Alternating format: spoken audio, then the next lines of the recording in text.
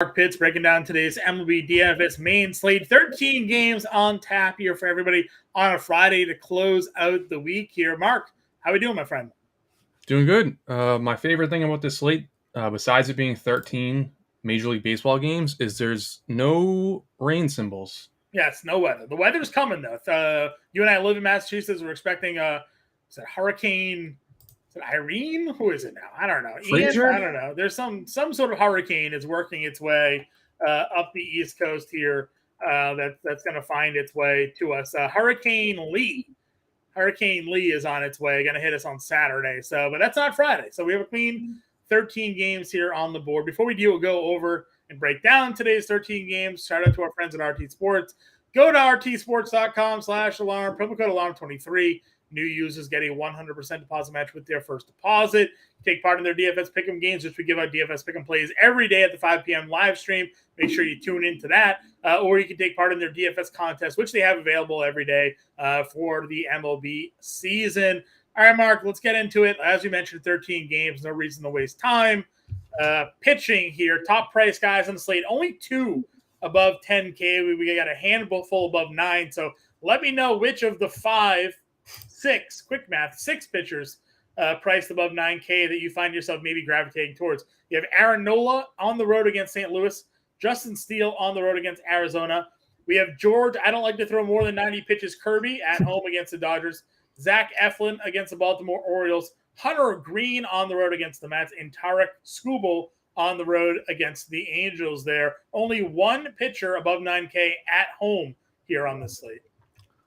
So I'll say I don't hate any of them. I do like some of them. Okay. Let's just get rid of Kirby. He's playing the Dodgers. Not going to go there. Lucky for him, he won't have to worry about throwing 90 pitches. I don't think he gets there. Yeah, he's not going to last. But top option, Justin Steele. Guy's been a beast all year long. He's coming off. He had a 12 strikeout game 2 games ago, and the Diamondbacks just got blanked by Lucchesi like a day ago. Yeah. And they're getting shut down by Kenta Maeda here right now as well. So tough looking for the Diamondbacks. And as you mentioned, Justin Steele already faced them once. Actually faced them in his very last start. 7 innings, 1 earned, 6 strikeouts in that game. So I'm with you here. Aaron Nola's been very up and down, very difficult to project. Away games this year, a 5.66 ERA compared to a 3.44 at home. So doesn't feel like the greatest spot for Aaron Nola. Talked about Kirby. Eflin against Baltimore in Baltimore's okay, but Eflin certainly hasn't been as dominant of late as he was over the start of the season. So a little bit tough for me to want to spend the money for him. Hunter Green's too aggro. Tarek Skubal against LA. LA hasn't been great. Skubal's been okay. 5 innings, 9 strikeouts in his last start. But it was the White Sox, so take that for what it's worth. I do like the pitch count for Skubal, though. 97, 97, 95 is encouraging. So I might just go with the southpaws here. I might go with Steele and Skubal as the 2 for me. Yeah, and look at his strikeouts. 9-7, 9-7-7. Like he's there. And the Angels have been awful. Yes. Oh, they've been awful. Chalk of the slate's going to be Seth Lugo. Listen, Hunter Brown was over 50% rostered the other day. He had a no-hitter, got pulled during it because of I can't even say pitch count. Dusty Baker took him out at 78 pitches. But any pitcher that goes against Oakland is automatically chalk here. Houston got, though, Seth Lugo in the last outing, but he's been really, really, really good this season, over the last 6 or so starts prior to that. So you're getting him against Oakland. A lot of people will be in at the $8,600 price tag. If you're not going him, you do have Bailey Ober in a decent spot against the White Sox. You have Miller here against Seattle. Giolito, no thank you at 83. Canning against Detroit. John Gray against Cleveland. Outside of Lugo, any of the other 8K pitchers entertain you at all? Griffin Canning. Some strikeout potential there. Besides that, I mean, I wouldn't touch him. I wouldn't touch any of these guys. Yeah, Canning has faced Detroit once this season, 5 innings to earn 8 Ks. So not bad. I would agree with you. Definitely not playing Giolito. Could give maybe a peek at John Gray. I think some Winnick is going to be there. Giolito's going to get rocked.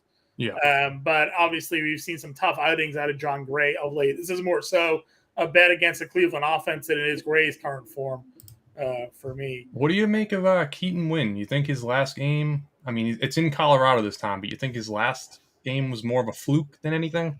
I mean, definitely hasn't had that many strikeouts in any other start, but he's been decent. He's right. He's 6 innings, 2 earned, 4-3, 5 shutouts, 6-3. So maybe $6,800. Again, we don't mind going up against the Rockies here. They're in cores. We'll keep the rostership down. So I could give some looks. I could give some looks at that. I might give Brian Bayo a look too against Toronto. He's pitched really well against them over the course of his career. Again, it's been short, but pitched well against them. One start, 5 innings, only 2 earned run. He did allow 4, but only 2 earned there in 5K. So I could give Brian Bayo a look in the 7K range. Barrios pitching, he's had some struggles against righties, lefties rather, and the Red Sox can throw a lot of lefties out there. After that, though, there isn't a lot of value that I'm taking a look at here. Win might be the lowest I'd be willing to take a peek at. Yeah, I mean, fight. Yeah, Brandon Fott. Just we've tried him the last few slates, and it has not worked out at all. No, Andy's going against Steele, so yeah, true. Just no confidence there. And then below that, I mean, you can't play these guys. Schultens, I mean, even though he's playing against the Twins, who strike home out, runs and strikeouts, right? That's what he's going to run up against. Yeah, too risky. I would agree with you. All right, let's move on over to catcher here, and we'll talk about some favorite catchers on the slate. Again, 13 games, so there's just a billion players to go around, so really narrowing down the play pool. I'll be on. Am I on the playbook? No, I think Justin Vreeland is going to be on the playbook. Henry Wilson is on the playbook for Friday, rattling off our entire staff here. Henry Wilson will be on the playbook for Friday, so we'll have the full 13-game breakdown for you to check out. But when it comes to this, I kind of like Cal Raleigh at 44. It's the right split side for him. All of his power comes against right-handed pitching. Sal Perez, Christian Javier has been terrible. Same price tag. I think there's some looks to get him in the mid-tier. Yanier Diaz, a guy that hits righties really well. Zach Greinke is trash at 43. And then both Texas catchers, whether it be Garver or Jonah Heim, in that 4K and upper 3K range are in play. So plenty of options on a large slate in that 4K tier to not need to spend all the way up at catcher. Yeah, and then you always have, depending who plays, you got both Giants catchers and cores. Yep. 3K. Giants catchers and cores. Francisco Alvarez gets Hunter Green. He hits righties pretty well. Logan O'Hoppe will get the lefty spot if you're not playing Scooble. Campusano against a lefty. That's been a pretty popular play this year. James Grande's been all over that one. Gary Sanchez is on IR, so Campusano at 32 against Newcomb could be a spot. Yeah, he actually he also homered yesterday. I like that. 200. That's a great call. Can't go Gabe Moreno against Steele, though he's been really good against lefties. That's just our guy. We're probably going to pitch Steele on this slate, so a little bit tough to get there. Any other catchers for value for you popping off?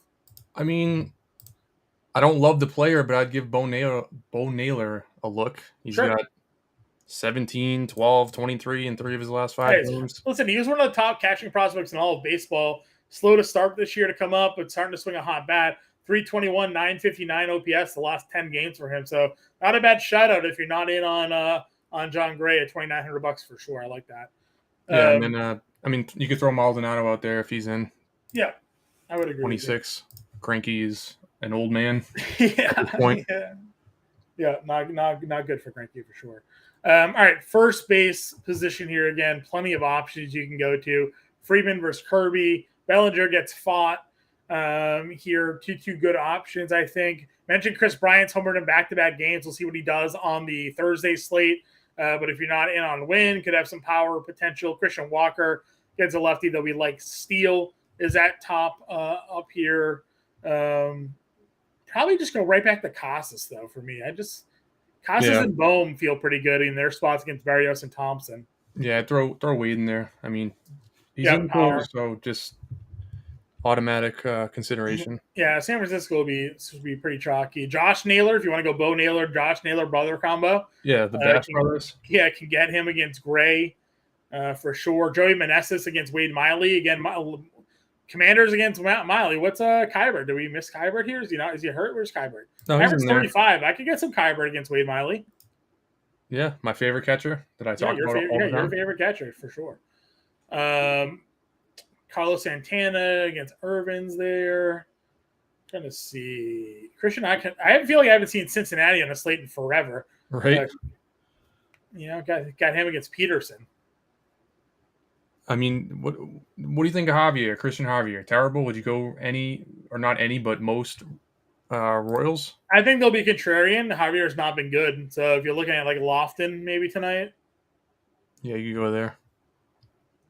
Trying to see anybody else popping off down here. Kirilloff against Schultens, I like. Could find a home getting to him there. So some looks at first base for everybody. Second base, loaded at the top. You have Betts, you have Altuve. You could throw out just one more, Yeah. Jurickson Profar. Oh yeah, Profar now back with the Padres. He let off one game, and then I think they hit him fifth or something the next game. So, good spot. Okay. Always good against lefties as well for Profar. So that's a good call out. 333, 88 OPS.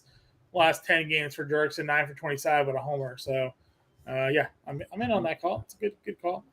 At second base, I mentioned a lot of top end spend up plays. If you can get there, you can. Drury gets a lefty at 42 in the mid tier, which feels pretty good. Brandon Lau against Flaherty at 44. Could find myself having some interest there also. Spencer Steer has been hitting again. He's got home run. That's today. Yeah, home run today. Where's he at? What's his price? 51. I mean, he's kind of expensive, but they got him at second base now. He's moving all over the diamond. Yeah, second base, outfield. Yeah, pretty crazy because he's been first base, he's been third base, he's been outfield. Third? Yeah, he's third. Yeah. I guess it's because McLean's hard. They got him playing second now, so kind of interesting. Let's see. Ha-Seong Kim against a lefty. That's been an always go-to play for us. $4,900. That feels pretty good. India against a lefty is pretty good at 46 as well. So some really good spend ups at second base here. You could throw Drury. I mean, if you don't believe in Scooble, you could throw Drury in there. I mean, I don't know how many people are playing the Angels since their lineup is just garbage. But yes, he's one of the few though. You can definitely get in there against a lefty, and Nato is back too, and he's a guy that hits lefties pretty well for that Angels lineup. So could take a look at him, assuming he gets in that lineup. I think they hit him in ninth now, but still maybe a little cheap. Angel will get to it short in a moment. Any other second baseman for you? Again, a long list of players here. Yeah, so, I mean, there's a million. Massey homered the other day. 3 homers now in the last 10 for Massey. Got some power against Javier. Could be a play. Like that. Josh Rojas at 34. Yeah, you can go there. I like that too. And then Bobby Miller's been pretty good, but yeah, Miller's been good. Julian will be the other one because why not, right? Let's get some more twin calls. Third base. Ramirez. Go ahead. I was going to say Monasterio. Is Monasterio the one leading off? He led off the other day. Was that against lefty? I think he led off as a lefty, though. So if Yelich is back, Yelich will lead off, but we'll see. Not bad, though, if he's in the lineup. He hits in the middle of the lineup or he led off the other day. So could get Monasterio against Irvin for sure. Again, we don't think anything of Jake Irvin here. So Milwaukee, especially when we get to Willie Adames here in a moment, could be a spot.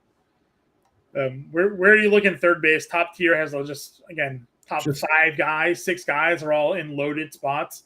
I like them all. I'd probably prefer Bregman, but I mean Devers.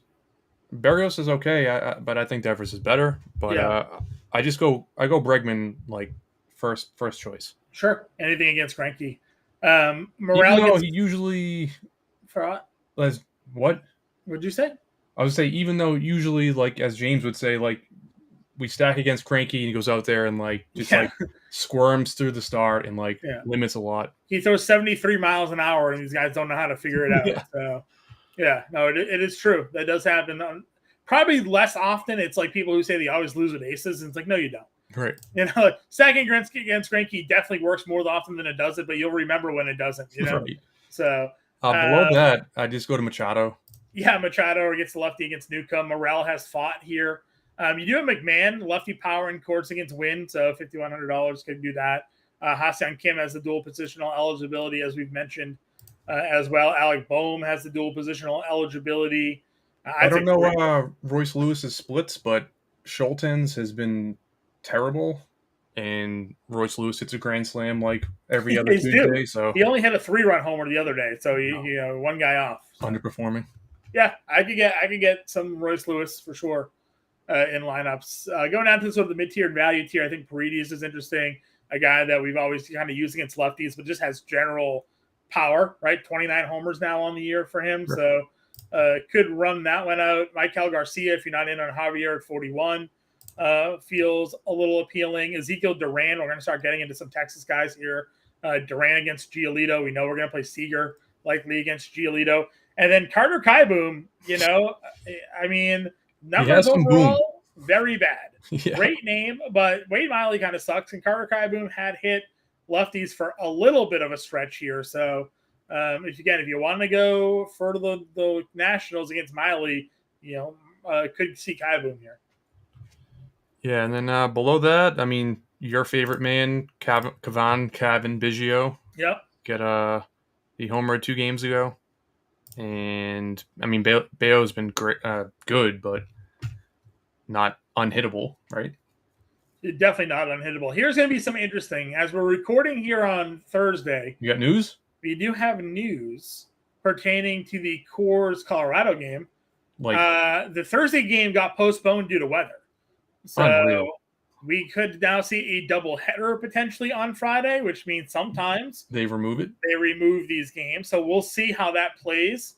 So as we're recording now, we're going to continue to talk about San Francisco, Colorado, but be on the lookout. If they do schedule a doubleheader, they could end up calling this game here off the main slate. So that would certainly change the value of some of these guys, because we know a lot of heavy rostership will tend to find its way to these core slates. So just be on the lookout for that. You mentioned Cavan. I like that for sure for some value. Vargas hits lefties pretty well, $2,700. Could find myself there as well here. So any other third baseman? Below that, this is not worth going down there. Yeah, I would agree. Shortstop, as I mentioned, I want to get in against Giolito. Corey Seager, 65. I can find a way to make it happen. I think I want to go there, but the man below him is as hot as anybody in baseball. Trey Turner, 6 homers over the last 10. He leads baseball on home runs, RBIs, batting average since the All-Star break. Look at his fantasy points. Just scroll down. 27, 20, 12, 21, 21, 6, 26, 21, 8. Pretty impressive. Yeah, definitely worth the price tag. That said, I still want to play Seager against Giolito. Yeah, I mean, you're going to make more than one lineup, right? You're going to play in both. Yeah, and I think more people will be on Turner for the savings. You might get a low-rostered Seager here. So, way I'm looking at it, Witt against Javier, because I don't think Javier's there. Nobody's going to play Bobby Witt in that spot. So, yeah, nobody.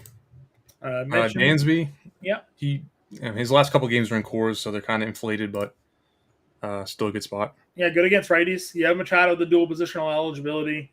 Xander gets Newcomb at 46 as well. And then we mentioned Adames here. Home against righties, that's where the power lives. 985 OPS over the last 10 games for him as well. So starting to heat up a bit. 15 of his homers on the year at home. So $4,400. Willie Adames against Jake Irvin, definitely in play.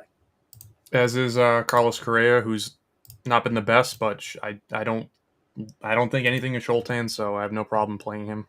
Yeah, and you mentioned already you can go against with the Pena against Greinke. If you want to go against Greinke, can run that. Ceddanne Rafael is $3,100. I do continue to play him. He should play more often now. Now that the Red Sox aren't in the playoff hunt, so he's been leading off. He has some power. I like that at 31. Do you know if they have moved up Mateo? I mean, I don't think I'd play him against Eflin, but he's got steals in 3 of his last 4. Yeah, I mean, he's hitting the ball a little bit better. 300, 816 the last 10. So it's wild to think about how hot this guy started the year, and then he's just been almost non-existent, and yet he's still going to finish with 35 bags stolen probably. So, yeah, you can go Mateo. I mentioned Nato has hit lefties really well. Has struggled a bit since coming back from the IL, but at $2,800, I'd be willing to give him a look in the lefty against the lefty matchup there.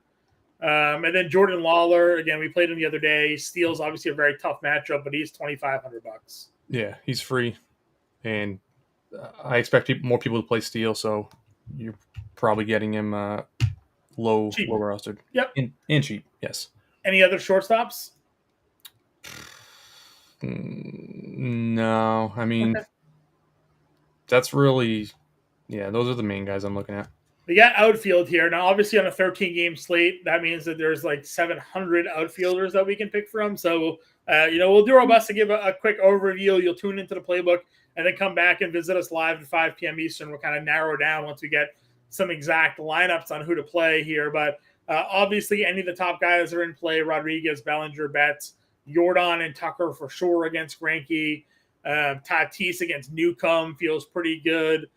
Going in that direction. Mentioned Morel in play. Martinez has hit righties very well. Spencer Steers hit lefties. Lane Thomas has hit lefties. Nolan Jones against Wynn at 5K. So every one of them is in a great spot. All of them are in great spots, right? Like Corbin Carroll and Soto. Maybe don't play them, but you could. You definitely still could. And then, you got Castellanos down to 48, with also in a great spot. Yep, against the lefty. I love that. Love that call out. Jock Peterson against Lambert, $4,800 feels pretty good. Duvall against everybody is always kind of a play. I know he struggled a bit after that home run, but could see him. Nimmo at 45, Chas McCormick at 44, Yaz at 44. All of them feel pretty strong. Seiya's 43. Brantley, you could just infinite number name of a guy in the mid 4K range. Close your eyes, throw a dart, get the wheel generator. You can kind of enter a bunch of player names and do the random wheel spin. That's how you could probably build out your DFS lineups here. Josh Lowe at 4K, pretty good against Flaherty. Kepler again. Yep, keep going back to Minnesota. Twins. Yep, can run back Minnesota for sure. Renfroe against a lefty, always a guy that we love, and he gets Peterson here now in Cincinnati. Lourdes and Pham always hit lefty as well. Tough spot against Steele, but if you're going anti-Steele, you'll want to get those two guys in your lineup. Yeah, sure. Melendez, way down at 34. Yeah, Melendez. O'Hearn just keeps hitting. Every time I click on his name, every time, 300 and 800. So good piece. That Outman, 34. I like that. Weiler, $3,300, had 3 hits in the first half of the doubleheader on Thursday. I like Hunter Green, but DJ Stewart, just a lot of power. Yeah, Willie Castro still $3,100. Parker Meadows, 3K. Let's see, any other cheap? Grichuk against Scoobles, 28. You mentioned Aaron Hicks the other day. Where's he? He's $2,700. He's been good. I don't know why, but he's been okay. Pico Armstrong is the other one we can throw out there.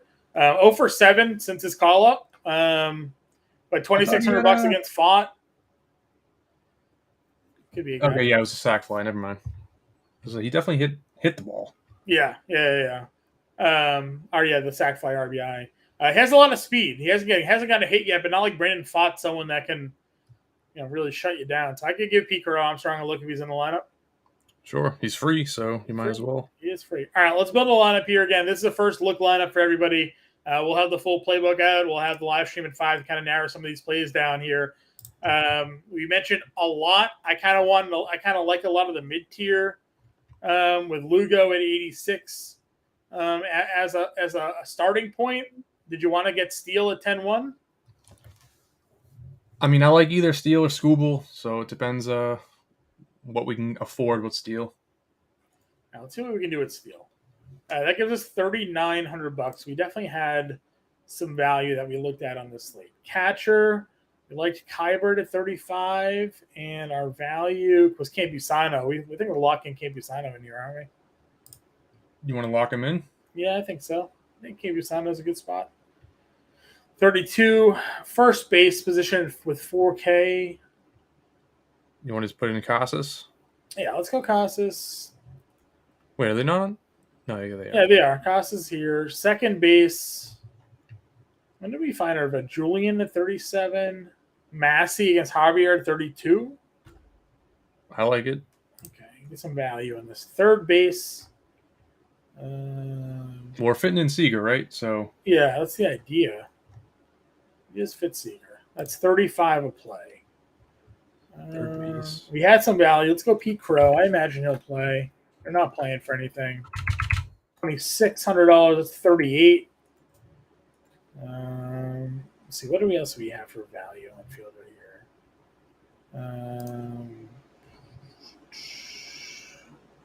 Kepler was 38. I like that.